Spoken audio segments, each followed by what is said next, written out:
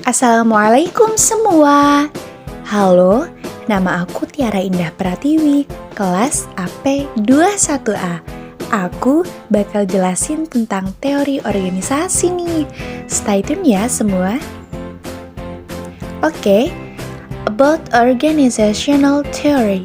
Pertama, aku bakal jelasin teori klasik 1800-an. Terus aku juga bakal jelasin tentang teori neoklasik 1924 sampai 1932. Terakhir nih, aku bakal jelasin tentang teori modern 1950-an. Oke teman-teman, disimak ya penjelasan aku kali ini. Teori klasik 1800-an. Teori klasik atau classical theory atau disebut juga teori tradisional.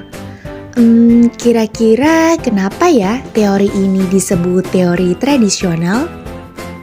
Oke teman-teman, mari kita bahas. Teman-teman, teori klasik ini muncul ribuan tahun lalu dalam kerajaan Mesir. Konon katanya kerajaan ini menggunakan teori klasik hampir 2000 tahun lamanya. Yang menggunakannya itu Cina dan Kekaisaran Romawi teman-teman. Gereja Katolik Roma juga menggunakan teori ini. Itu yang menyebabkan teori ini disebut teori klasik karena diambil dari teori zaman dahulu yang digunakan sampai sekarang.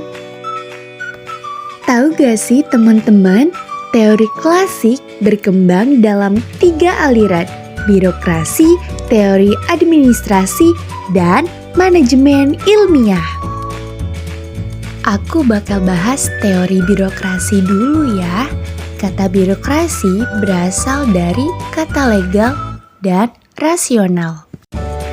Organisasi disebut rasional dalam hal pencapaian tujuannya dan perancangan organisasi untuk mencapai tujuan.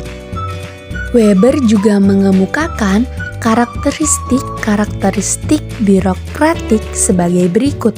Pembagian kerjanya jelas, hierarki wewenang yang dirumuskannya baik, programnya juga rasional dalam pencapaian tujuan.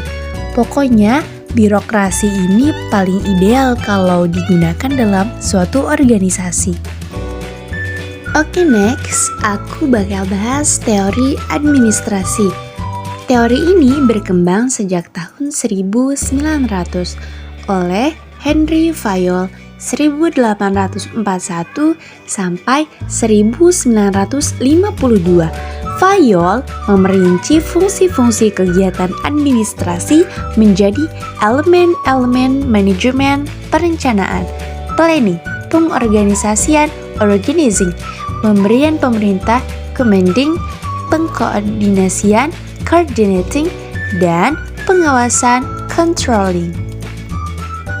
Next, manajemen ilmiah. Bagian ketiga dari teori klasik adalah manajemen ilmiah atau scientific management. Manajemen ilmiah yang dikembangkan mulai sekitar tahun 1900 oleh Frederick Winslow Taylor. Taylor telah mengidentifikasikan karakteristik manajemen ilmiah. Ada science, not rule of thumb, harmony, not discord, cooperation, not individualism, maximum output in place of restricted output, the development of each man to his greatest efficiency and prosperity. Setelah teori klasik, aku bakal bahas teori neoklasik 1924 sampai 1932. Teori neoklasik berkembang atas dasar teori klasik.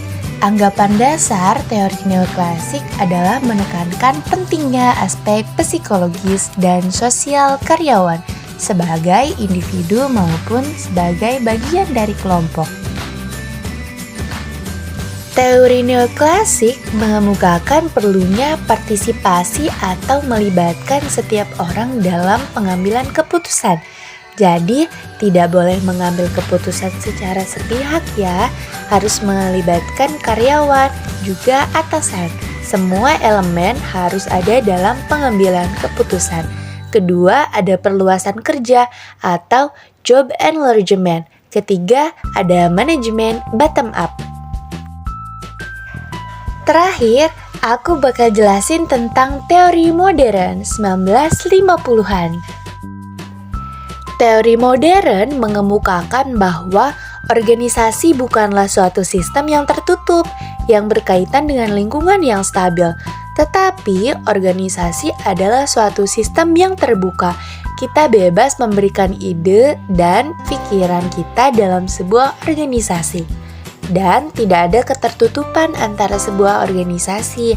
Harus ada keterbukaan pada setiap anggotanya. Teori modern cenderung memandang organisasi sebagai sistem yang terbuka dengan dasar analisa konseptual dan didasarkan pada data empiris serta sifatnya sintesa dan integratif, teman-teman.